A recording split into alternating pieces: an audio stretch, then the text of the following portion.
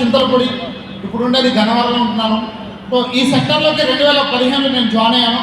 But అంతకుముందు వేరే కంపెనీలో పనిచేశాను. ఆ కంపెనీలో కూడా మంచి ఇన్కమ్ తీసుకున్నాను.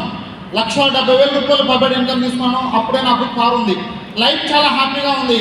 సో ఆ కంపెనీ మనీ కట్టించుకునే కంపెనీ, పారా బ్యాంకింగ్ అంటారు. సో ఆ కంపెనీ మూసేయడం జరిగింది. మూసేసిన తర్వాత నా లైఫ్ టోటల్ జీరో అయిపోయింది.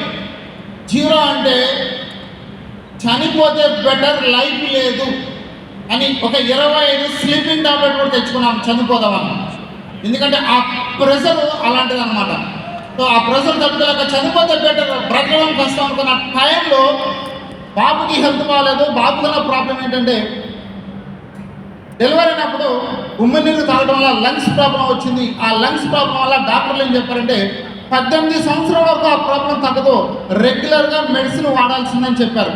సో అదే టైంలో నా దగ్గర మనీ లేక ఒక ఫ్రెండ్ దగ్గరికి మనీ కోసం వెళ్తే 500 రూపాయల కోసం ఫ్రెండ్ దగ్గరికి వెళ్తే ఆ ఫ్రెండ్ ఇనుగా ప్రోటీన్ పౌడర్ ఇవ్వడం వల్ల ఆ రిజల్ట్ చూసి 18 సంవత్సరాలకు తగ్గిన ప్రాబ్లం 2 నెలల్లో మొత్తం క్యూర్ అయిపోయిందండి.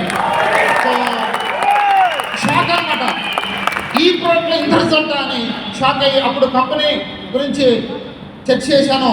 సో స్టాండర్డ్ కంపెనీ కాదా చూసినప్పుడు చాలా కంపెనీలు చాలా ఆఫర్లు వచ్చినాయి.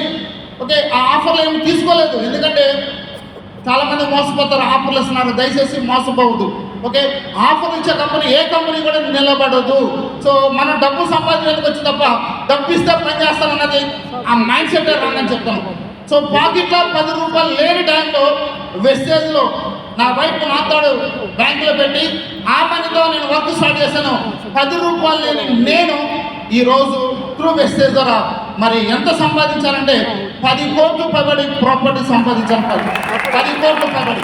సో చింతలపూడిలో ల్యాండ్స్, ఇల్లు, గన్నవరంలో ల్యాండ్, సో I-20 కారు, అట్లాగే జాగ్వార్ 1 crore ఖర్చు చేసే జాగ్వార్ కారు, అట్లాగే క్రీటా కారు, వెస్టేజ్ ద్వారా 3 కార్లు తీసుకోవడం జరిగింది.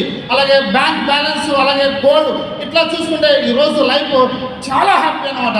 సో ఇలాంటి అవకాశం నాకు కాదు, వెస్టేజ్ అందరికి ఇవ్వడానికి రెడీగా ఉంది. సో మరి మీరు తీసుకోవడానికి రెడీనా? రెడీ? సో ఈ అవకాశం ఇచ్చిన మేనేజ్మెంట్కి థ్యాంక్స్ చెప్తున్నాను. Thank you sir, thank you.